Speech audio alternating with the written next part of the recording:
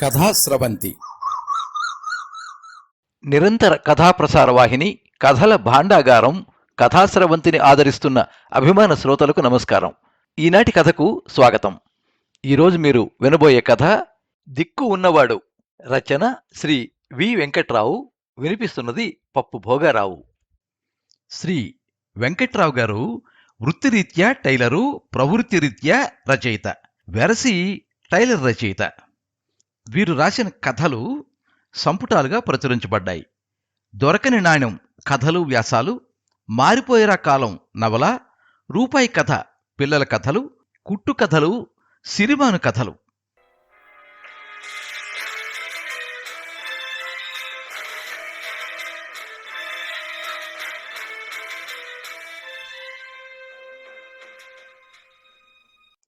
భర్త ముత్యాలరావు ఇంటికొచ్చి 4 రోజులైంది.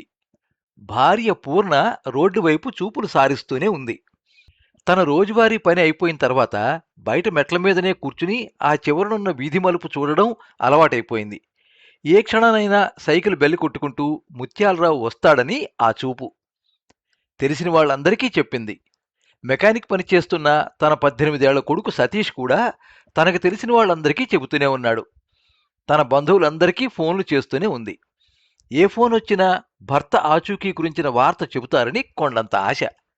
అన్నీ బాగున్న వాళ్లకు 100 కోరికలు, ఆపదల్లో ఉన్నవాళ్లకు ఒక్కటే కోరిక, తమ ఒక్క బాధ తీరాలని.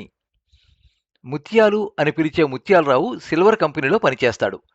శరీరంలోని బలమంతా భుజం మీదకి తీసుకొచ్చి పాత్ర మలుపులు తిప్పాలి. సాయంత్రం అయ్యేసరికి ఒళ్ళంతా నొప్పులు. అందులో 20 మంది పనిచేస్తున్నారు. దాదాపు అందరూ కాస్త మందు వేసుకుంటేనే గాని మర్నాటికి మామూలు కాలేరు. అందరితో పాటు రోజూ ముత్యాలు కూడా పనిలోకి వెళ్తాడు. ఇంటికొచ్చేసరికి భర్త వాలకం చూసి అనుకుంటుంది, ఈరోజు కాస్త మందు ఎక్కువైందని. అది రోజూ అలవాటే. కొడుకు తెచ్చిన డబ్బులు, భర్త తెచ్చిన డబ్బులే ఆధారం. అప్పటికే కట్టిన స్లాబుల్కి కొంత అప్పు, దానికి వడ్డీ, చిన్న చిన్న చీటీలు, కొంత పొదుపు, కొంత అప్పు. పొదుపు వల్ల వచ్చే సంతోషం, అప్పు వల్ల వచ్చే బెంగ, వెలుగు నీడ. ముత్యాలు వెళ్ళిన మర్నాడు ఉదయమే కంపెనీ ఓనర్కి ఫోన్ చేసింది పూర్ణ ముత్యాలు గురించి. నిన్న మా కంపెనీలో ఒక వర్కర్ భార్య సడన్గా చనిపోయింది. అందరూ శ్మశానానికి వెళ్ళారు. కొంతమంది మధ్యాహ్నం వచ్చేశారు, కానీ మరికొందరు రాలేదు. నిన్న ఇంచుమించు సెలవులాగే అయిపోయింది. ఏమ్మా, నిన్న మధ్యాహ్నం ముత్యాలు ఇంటికి రాలేదా? రాలేదు, అందుకే కదండి మీకు ఫోన్ చేస్తున్నాను. మిగతా వాళ్ళని కనుక్కుని నేనే మళ్ళీ ఫోన్ చేసి చెబుతాను అని పెట్టేశాడు. ఒక అరగంట తర్వాత ఓనరే చేశాడు. నిన్న మధ్యాహ్నం 3 మాత్రం శ్మశానం నుండి తిన్నగా వైన్ షాప్కి వెళ్ళారట. 2 గంటల సేపు అక్కడే ఉండి 4 గంటలకి ఎవరిళ్లకి వాళ్ళు వెళ్ళిపోయారట. ముత్యాలు కూడా ఇంటికి వెళ్ళిపోతానని చెప్పాడట. మరి నువ్వు రాలేదంటున్నావు? అవునండి, రాలేదు. మిగతా ఊర్లలో మీకు తెలిసిన సిల్వర్ కంపెనీలో కొంచెం భోగట్టా చెయ్యండి. అలాగేనమ్మా, తప్పకుండా.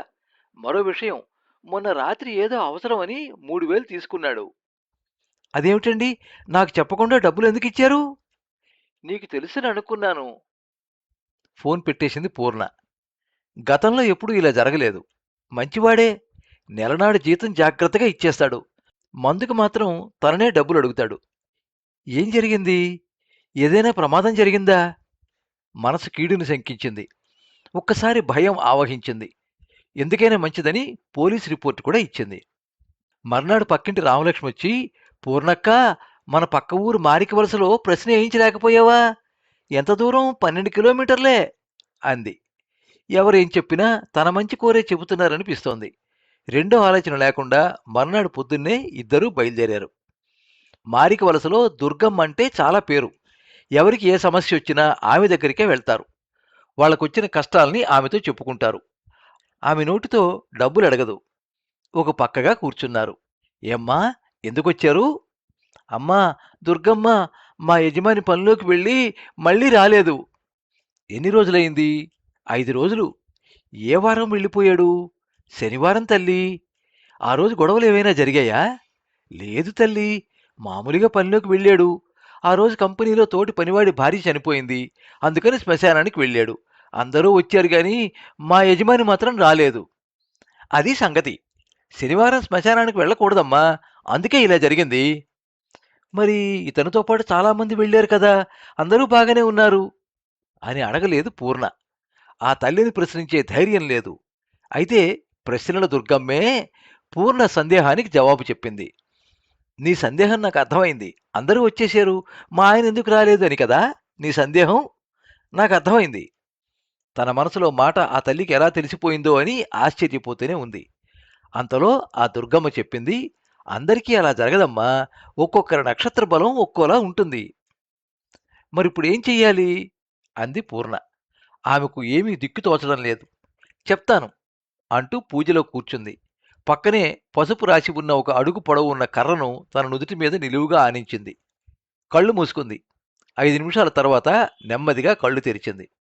రేపు సాయంత్రానికొస్తాడు. నువ్వు ధైర్యంగా ఉండు. ఏమీ పర్వాలేదు. నువ్వెళ్ళు అంది. డబ్బులేవైనా ఇవ్వాలేమోనని కాస్త సంశయంతోనే ఆ గదిలో నుండి లేచి బయటకు వచ్చారిద్దరూ. బయట ఒక ఆమె వీళ్ల కోసం ఎదురు చూస్తున్నట్టు లేచి నిల్చొని, దుర్గమ్మ డబ్బులు ముట్టుకోదు, కానీ పూజ ఖర్చుకి 500 ఇవ్వండి అంది. వెంటనే తీసి ఇచ్చేసింది పూర్ణ. ఇంటికొచ్చేశారు. మరి 4 రోజులు గడిచాయి. మొత్తం 9 రోజులు. ముత్యాలు జాడలేదు.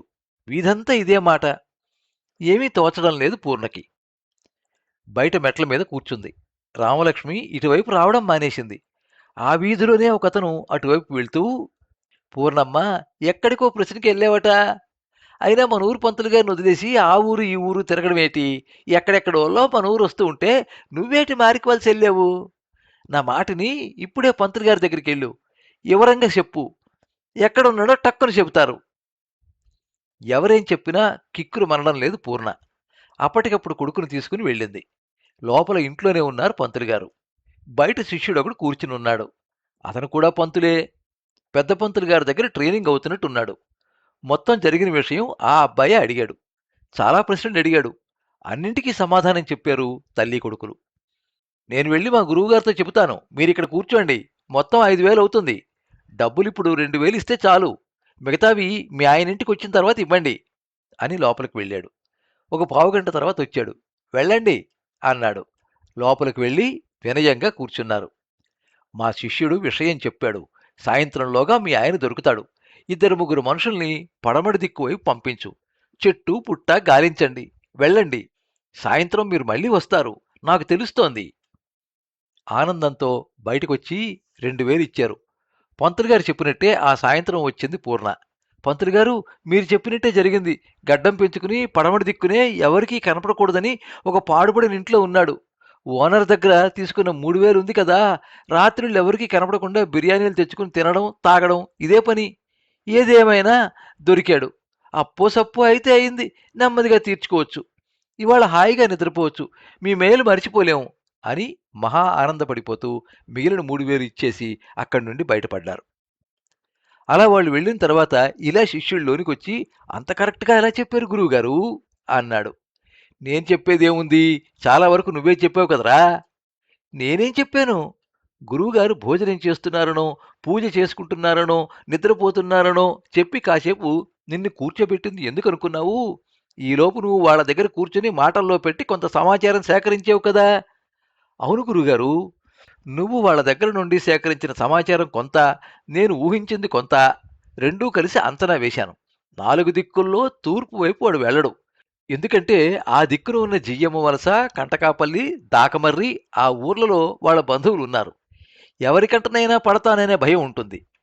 దక్షిణం వైపు సముద్రం ఉంది. అటువైపు అసలు వెళ్ళడు. ఇక మిగిలింది పడమట, ఉత్తర. మన ఊరికి పడమట వైపున వైన్ షాప్ ఉంది. ఉత్తరం వైపు కన్నా పడమట వైపు వెళ్ళే అవకాశాలు ఎక్కువ ఉన్నాయి. ఎందుకంటే వాడికి తాగుడు అలవాటు ఎక్కువగా ఉందని నువ్వే చెప్పావు. పైగా ముందు రోజే వాళ్ళ షావుకారు దగ్గర 3,000 అడ్వాన్స్ తీసుకున్నాడు. ఆ డబ్బులు జేబులో ఉన్నాయి. శ్మశానానికి వెళ్ళి తిరిగి వచ్చేటప్పుడు మిగతా వాళ్లతో పాటు మందు కొట్టాడు. కానీ జేబులో డబ్బులుండగా ఇంటికి వెళ్ళబుద్ధి కాలేదు. మళ్ళీ వెళ్ళాడు. మళ్ళీ మళ్ళీ వెళుతూనే ఉంటాడు. అదే ఊహించాను. నా అంచనా నిజమైంది. అయితే గురువుగారు, మీ అంచనా విలువ 5,000 అన్నమాట అన్నాడు శిష్యుడు.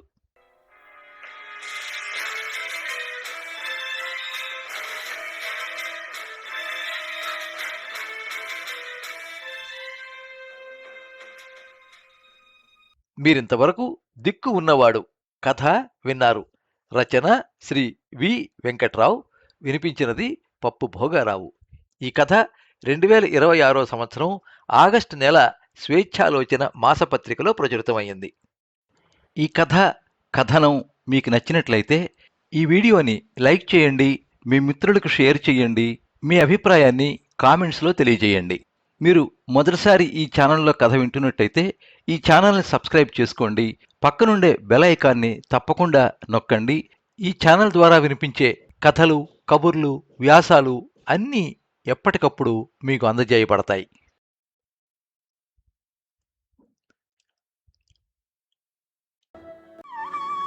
సర్వే జనాః సుఖినో భవంతు. కథా స్రవంతి